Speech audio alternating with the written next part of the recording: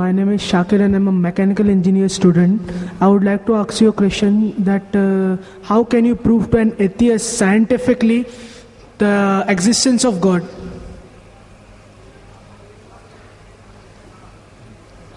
The brother posed the question, how can you scientifically prove the existence of God Almighty, the existence of Allah subhanahu wa ta'ala?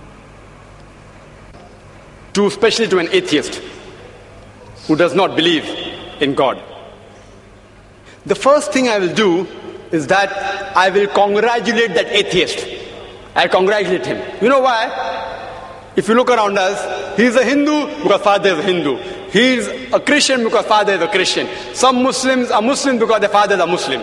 This person, though he may be coming from a religious background, he does not believe in the false God which his parents attribute to.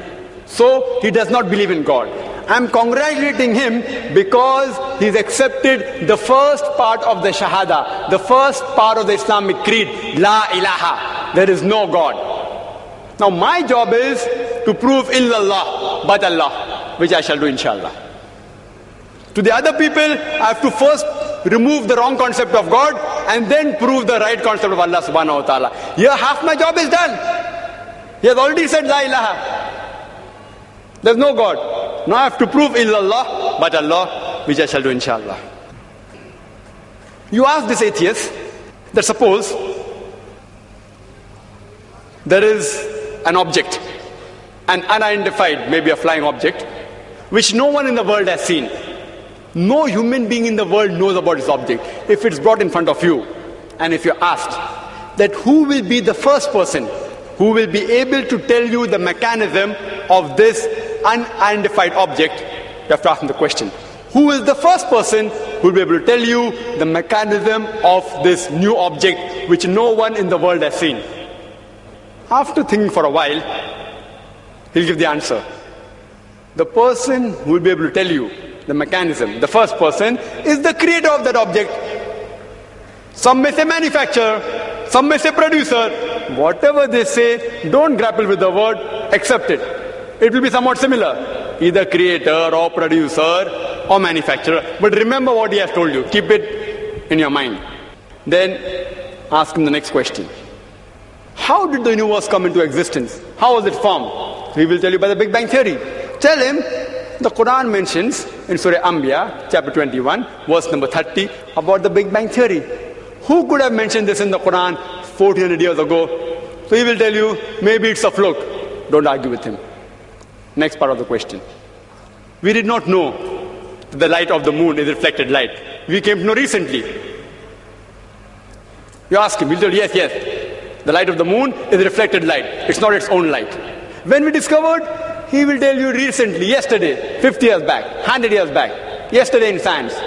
You tell him, the Quran mentions that the light of the moon is reflected light 1400 years ago. Who could have mentioned that? Maybe somebody had a wild guess. Don't argue with him. Continue. We thought the sun was stationary. You ask him, is it stationary? He'll say, no, it's rotating and revolving. When did you learn this? He will tell you yesterday, 50 years back, 100 years back. Quran mentions this 1400 years ago. He will hesitate, but may say, maybe some intelligent person wrote it. Don't argue with him. Continue. How was the universe initially? What is celestial matter? He will tell you, it was smoke. How did you come to know? We have got proof, we have got evidence. You tell him, Quran mentioned this 14 years ago. Who could have mentioned that? He will hesitate.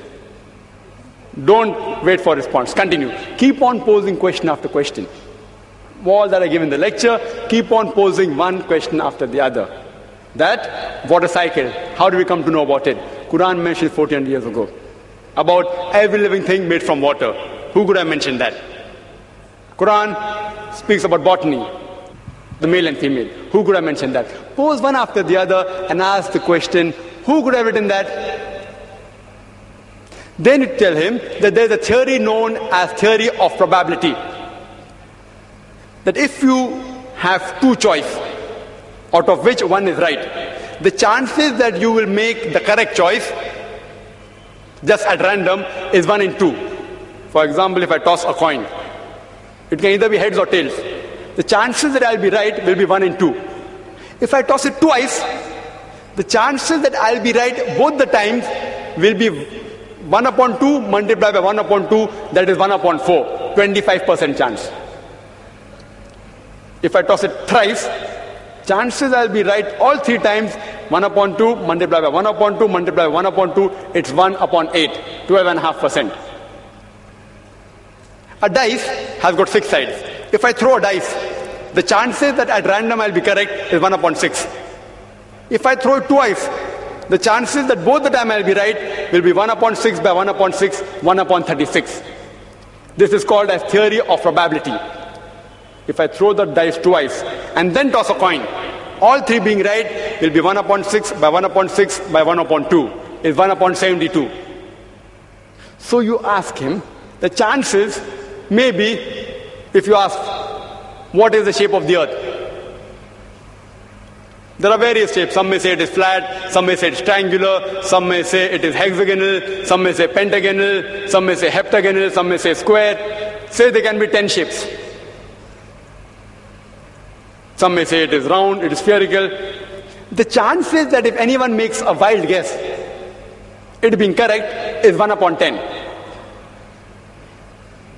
The light of the moon, it can either be its own light or it can be reflected light. The chances that you make a wild guess and it being correct will be 1 upon 2.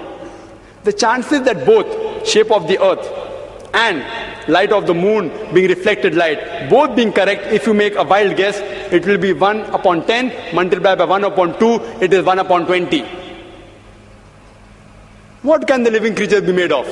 Some may say sand, some may say stone, some may say aluminium, some may say gold, say 1,000 materials you can name. Some may say water, some may say silver, 1,000 materials. The chances that you make a wild guess and one of them being right, according to mathematics, is 1 upon 1,000.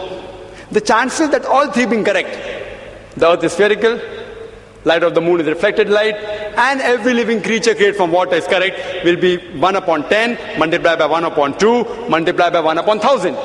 Answer comes to 1 upon 20,000 or 0.005%. Quran speaks about scientific science more than 1,000 verses. In 3 verses, the answer comes to 0.05%. If you apply probability theory to all this being at random chance, it will come to 0, negligible.